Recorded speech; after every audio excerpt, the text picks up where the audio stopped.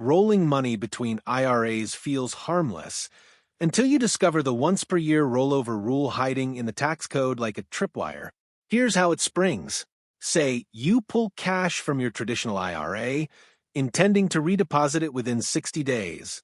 You succeed and everything looks clean. So clean you do it again a few months later, maybe from a different IRA, confident you're still inside that 60-day window.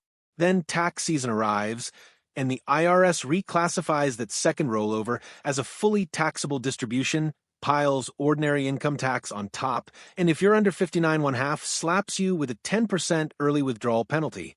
Worse, the money you dutifully put back into the account counts as an excess contribution, subject to a 6% penalty every single year it lingers uncorrected. All because of a rule most savers never hear about. You only get one 60-day IRA-to-IRA rollover in any rolling 12-month period, regardless of how many IRAs you own, how big or small the distributions are, or whether they came from different custodians. Direct trustee-to-trustee transfers dodge the limit, but the moment the check is made payable to you, the clock and the count start. Miss this fine print, and you can owe thousands, even if you acted in good faith. Financial institutions rarely flag the danger, and statements don't scream one per year. By the time the IRS notice arrives, the damage is locked in. Taxes due, penalties assessed, and an administrative tangle to unwind excess contributions. And if you also rolled over any required minimum distribution, another common mistake, you may face an additional 25% excise tax. One rollover, 1 year, no exceptions. Break that rhythm once, and your safe maneuver turns into an expensive lesson you'll never forget. Most people think excess contributions to an IRA are no big deal, just a small paperwork mistake they can clean up later. But what they don't realize is that every extra dollar you mistakenly deposit into your IRA gets hit with a 6% penalty every single year it stays in the account. That's not a one-time fine. It compounds annually until you fix it. So, if you accidentally contribute $2,000 more than allowed and don't catch it for 5 years, that's $600 per year, totaling $3,000 in penalties on top of the original mistake. And it gets worse if the account grows. Those earnings may also become subject to taxes and penalties depending on how and when the excess is removed. The problem is most people don't even know they've overcontributed. It can happen easily if you contribute to both a traditional and Roth IRA in the same year and don't realize the combined limit still applies. Or if you make a full contribution, assuming you qualify, but your income nudges you over the Roth eligibility threshold after the fact. Sometimes it's as simple as forgetting you already contributed earlier in the year. And for those still working past 70.5 with traditional IRAs, where contributions are no longer allowed, it only takes one auto transfer or mistaken deposit to trigger the penalty. The IRS expects you to proactively remove excess contributions and any associated earnings by your tax filing deadline, including extensions, or you'll start racking up that 6% annual penalty. The fix isn't always straightforward. You may need to file Form 5329 and amended returns, and the clock doesn't stop ticking while you figure it out. What seemed like a harmless extra deposit quickly turns into a long-term drain on your retirement savings, and most custodians won't warn you until the damage is already done. Hardship withdrawals sound like a built-in safety valve, an emergency option for when life throws you a curveball. Your car breaks down, medical bills stack up, or you're facing eviction, and you need access to your retirement savings now. So you tap your 401k or IRA, thinking the hardship exception will protect you from penalties. But here's the part most people don't realize. In most cases, a hardship withdrawal is still fully taxable as ordinary income, and if you're under age 59.5, it's still subject to the 10% early withdrawal penalty unless it qualifies for a very narrow list of exemptions. Buying a first home, avoiding foreclosure, or paying medical expenses that exceed 7.5% of your adjusted gross income may escape the penalty, but taking money out to pay off debt or cover tuition might not, even if your employer allows it. And even when you're eligible for the withdrawal, you can't repay it like a loan. Once the money leaves the account, it's gone for good.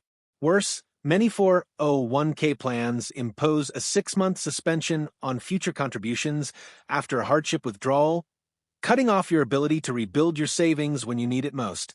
That's time lost, growth lost, and potential employer matching left on the table. On paper, a hardship withdrawal looks like a lifeline, but in practice, it often sets off a financial chain reaction. Higher taxes, penalties, contribution bans, and long-term damage to your retirement trajectory. What feels like relief in the moment can quietly become one of the costliest decisions you ever make with your retirement fund. And the worst part? The penalty doesn't show up right away. It hides in your next tax return, long after the money's already spent. One of the most overlooked traps in retirement planning is failing to spot and fix excess IRA contributions. It sounds harmless. What's the big deal if you went a little over the limit this year? But the IRS doesn't shrug it off. In fact, they hit you with a 6% penalty on the excess amount for every year it remains in your account. That penalty isn't capped, and it doesn't go away until the error is corrected. So, if you mistakenly contribute $3,000 more than allowed and leave it sitting there for 4 years, that's $720 in penalties, not counting the messy tax consequences of any earnings tied to that excess. And this can happen far more easily than you'd think. Maybe you contributed to both a Roth IRA and a traditional IRA, forgetting the total annual limit still applies across both. Or maybe your income changed late in the year, pushing you over the Roth eligibility threshold, but you had already made your full contribution earlier in the year. Some people don't realize that once they reach age 73 and start taking required minimum distributions, they can no longer contribute to a traditional IRA at all, even if they're still working. Others automate their contributions and forget to adjust the amounts after turning 50 or retiring. These small mistakes snowball into big penalties because the IRS doesn't automatically notify you. It's your responsibility to file Form 5329, calculate the penalty, and take corrective action. If you don't, the penalties accumulate quietly until your return gets flagged, at which point the interest and back taxes pile on too. It's a slow drain, easy to miss, and almost impossible to reverse once the clock's been ticking for a few years. The best defense isn't just knowing the limits, it's actively tracking every dollar and making sure it belongs exactly where you think it does. It's easy to assume that once you're retired, every withdrawal you make is fair game. After all, you've reached the finish line, your funds are finally yours to use. But the IRS still has one last trap waiting for anyone who isn't careful, and it shows up when you least expect it, tapping the wrong account for a required minimum distribution. At first glance, it seems simple enough. You have multiple IRAs, maybe a traditional IRA, a SEP, and a rollover IRA, and you calculate your RMDs for the year. The catch? You can't just take the total RMD amount from whichever account you want unless all the IRAs are of the same type. Even then, 401k, S, and other employer-sponsored plans must each be handled individually. If you forget this rule and take your total RMD amount from just one account while leaving another untouched, you've officially missed an RMD, and the IRS treats that as a 25% penalty on the amount not taken. That means you could be hit with thousands in penalties even if you technically withdrew the correct amount overall. And correcting it isn't always easy. You'll need to file Form 5329, request a waiver for reasonable cause, and hope the IRS accepts your explanation.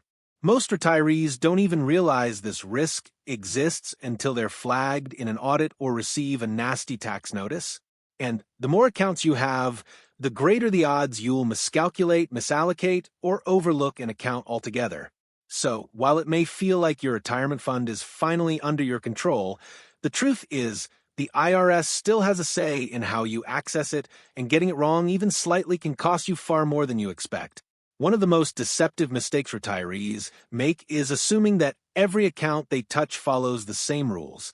But the truth is, not all withdrawals are treated equally, and nowhere is this more dangerous than when dealing with inherited retirement accounts.